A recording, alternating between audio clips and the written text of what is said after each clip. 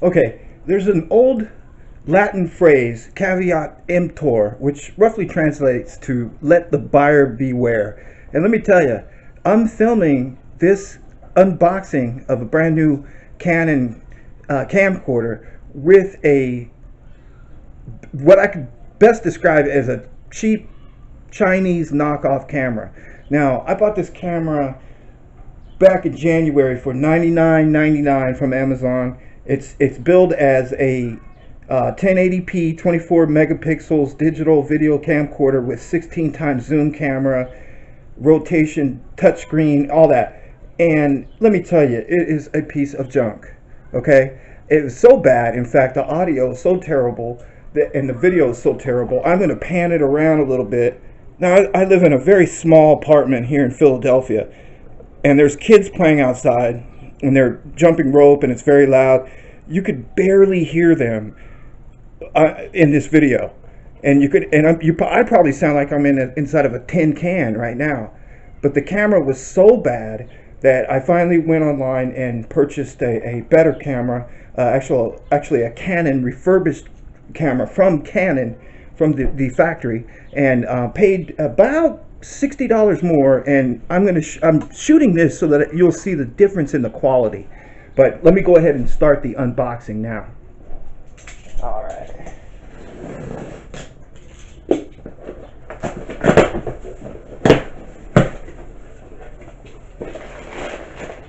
Okay, got the EOS Power Shot Vixia.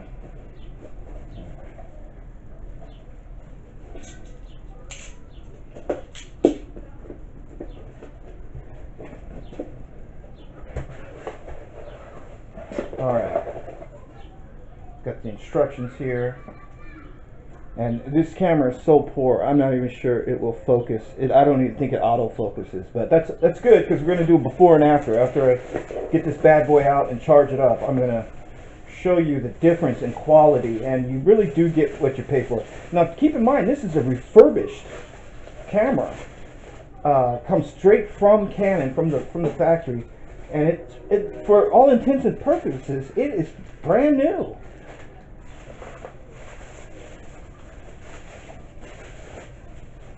Very well packaged. This is the difference in quality. I mean, this is a legit camera here. 32 time optical lens. It's got I believe it's Zeiss lens. But we're going to get more into detail after I charge it up. But I just want you to see the difference in quality of the actual video and audio of this camera without using the crappy camera. But I wanted to show you all the components. So you get the camera itself, you get the battery for the camera, you get the charging dongle, of course can go into a laptop or USB, and then you get the power HDMI cable. So this is a really good setup for. Oh, I forgot to. And then you get the charging battery charger. So not bad. Felt like there was something else, but not a bad setup for. I believe I paid $169. I want to say. Now this camera, brand new. Okay, so keep in mind this is a refurbished version. This camera, brand new, I want to say goes for about $299. But I'm going to have to look at the numbers. I got to get on the computer and make sure I got my facts straight. But I know I saved a considerable amount of money. And let me tell you, you probably can't see with the crappiness of the camera that I'm using. But there's no scratches. It's, for all intents and purposes, brand new. I mean, even the connectors don't. The brass in the connection doesn't show any wear. There's no loose buttons. There's no ill-fitting hinges. Everything looks straight up, and that's what I would expect if you're dealing directly with the factory. So going back to my statement, caveat emptor, I think it's safe. Oh, I like that. See how that has a shutter? That is so cool. That's going to save a lot of potential damage to that lens from bouncing around inside your bag, or just having. And here you can see the microphone ports here. I bet the audio is going to sound 10 times better. The point that I was trying to make, caveat emptor, beware if you're going to deal with third-party refurbishers as opposed to going straight to the factory. I think the factory, of course, they have more skin in the game. Canon does not want to ruin their brand name putting out substandard products. So whereas a third-party distributor, it has less incentive to sell you some quality merchandise. So and then you get the guarantee, you know. So I'm gonna go ahead and charge it up, and we're gonna see what it looks like through the lens. But for now, for comparison's sake, let me give it another shot around so that you can see what it looks like. And the lighting, I think, is going to be a telltale sign because it's going to be dark probably here in another hour, and by the time it's charged up, it's going to be dark. And I think that one of the hallmarks of a good camera is how it performs in low light situations. So we'll be back, and stay tuned here, and I'm just going to cut it right now. We'll come back. Okay, we're back. Now, I want you to take notice instantly of how much clearer the picture looks. There's not the grainy look that looks like there's dust blowing in the background. Now, keep in mind, this is a low light situation. Let me pan the camera around. We're losing a lot of sunlight, right? It's almost dark outside. It's dusk for sure, and on the south end of being dark in a minute. So I listen to the sound quality difference. You can actually hear my voice, and I'm standing pretty far away from the camera now. You know, I had to run out and do some other stuff, but I want you to take away from this video that the quality is only about, honestly, about $69 difference. I paid $99.99 for the El Cheapo Chinese camera.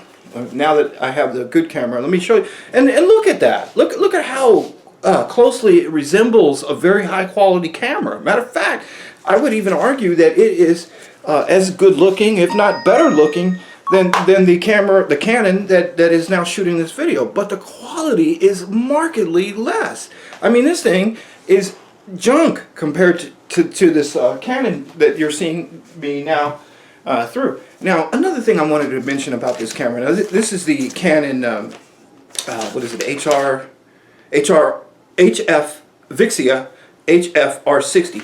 One of the cool features about this camera that I think you should know about is that it can be controlled by a smartphone or tablet. So that's one of the other optional. It has Wi-Fi capability. So that's one of the many things that features of this camera that I think make it far superior.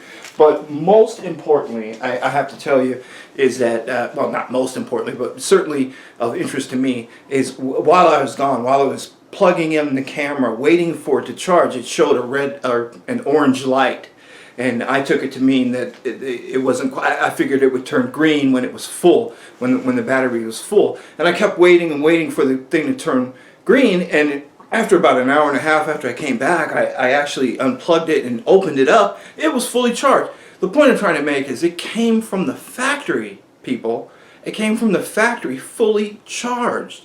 I could have shot this video an hour and a half ago. The point that I'm trying to make, caveat emptor.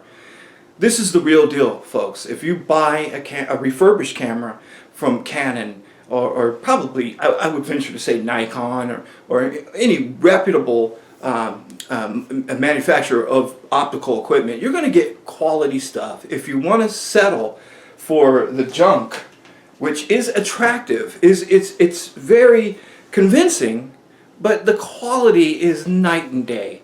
I mean, I'm looking at the monitor. I've got the viewer screen turned around. I'm looking at it's actually tracking my face. I can see a little square around. This is technology that is leaps and bounds above this, and I have not heard. This is the first time I'm filming with this camera, so I don't know what the sound quality is like, but I guarantee you, once I plug it in and download it, I think that the quality is going to be better. One more other thing that I wanted to say is that with it includes an HDMI cable. Now this is important for a lot of people who have HD TVs. This is very fast. Some people call it a firewire. But what it allows you to do is transfer files very quickly from your camcorder to your TV or to your Xbox or any device that you're going to use to store. And that is vital if you're moving away from copying things on DVD and things the way that we used to, the days of yore, the way that we used to record and store video. We're moving more to a cloud centric where you're going to put this stuff on Amazon, you're going to put it on Google Photos or what's the other one? But you're going to get it online. You're going to get it in the cloud, a Dropbox or something like that. And having a high-speed Wi-Fi HDMI transfer cable helps you. It enables you to do that much quicker. Okay, so I think I've covered everything here. If you have any questions, please post them into the comments section. I will post a link to the Canon site where I purchased this camera. Now remember, at this time, at the time of filming, we're now in June of 2016. Excuse me. This camera now is going, the highest price that I've seen it for on the internet right now is about $253. I purchased it for $169 after taxes, after shipping fee, right? So it probably was selling for somewhere around $140, and then after all that, the added BS, it came out to $169. So think about that. I paid $100 for this piece of junk that is basically I'm going to have a hard time not making it be a doorstop. I'm going to have a hard time trying to move it on eBay or even trying to sell it through Craigslist. But if I had just had the wherewithal and the sense to know that buyer beware, I would have spent an additional $60 and got this quality camera that you're seeing me through right now. Again, my name is Joel Z. Williams. Some people call me the poor people's advocate, but please like and subscribe and watch more cool videos with me.